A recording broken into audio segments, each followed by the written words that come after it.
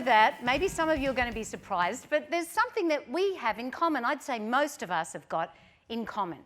If any of you were born between 1946 and 1964, is that you? Let's see, put your hands up. Come on, proudly, proudly. Some of you aren't sure, you can't remember. When was I born? Come on, I got to see those hands. So do you think it's going to be a good idea if we do have even more people born after 1964 in these seats? Yes, excellent. Well, let me tell you this. It's not about age. It's all about our frame of reference and the way that we see the world. How do we see the world? We see the world through the lens that we use because we were profoundly affected and influenced by significant events that took place in our most formative years while we were growing up. And that shaped the way that we look at the world today. So it's all about that lens. And everywhere we go, we are the sum total of all of our past experiences and our history.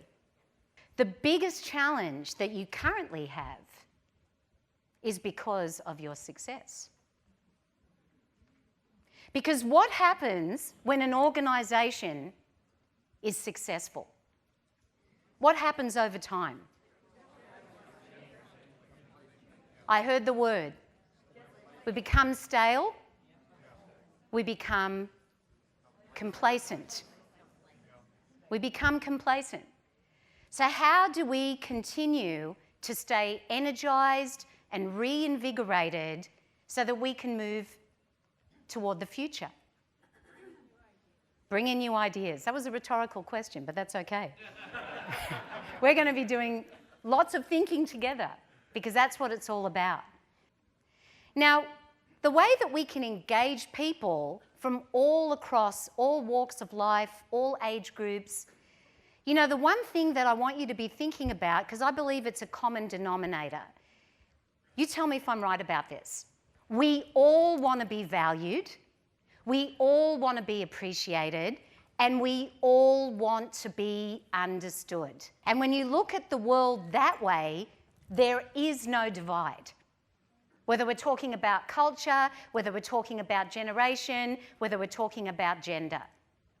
We all want the same thing. We all want to know that we matter. I thought that perhaps some of you might be a little bit surprised about what really matters to the millennial generation. And why is it relevant?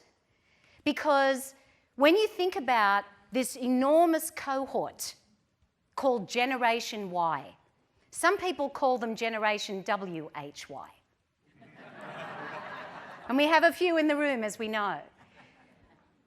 We know that they are now coming into the workplace and everybody is after them. Everybody wants them. So because of that, there's a demand, whether you're talking about business or whether you're talking about non-profit. All non-profit organisations are facing exactly the same challenges as the corporate world. How do we attract people into our organisation? Note that I said, how do we attract people? Not how do we get them in kicking and screaming, but how do we attract them?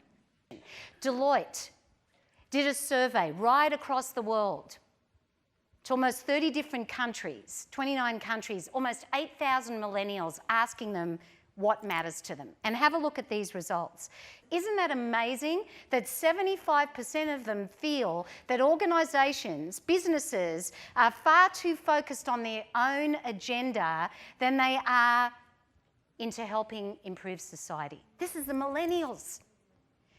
You know, we have our own lens about them, but are we right about them? Here's something else that they said. The main reason that I am going to choose to work for an organisation is because of what that organisation stands for. What is their purpose? Number one driver to the millennials. Are you surprised? Now, is this going to happen overnight? No. It's going to take strategy. It's going to take planning. It's going to take courage. It's going to take conviction to be able to engage people in the process. And the famous poet Anonymous once said,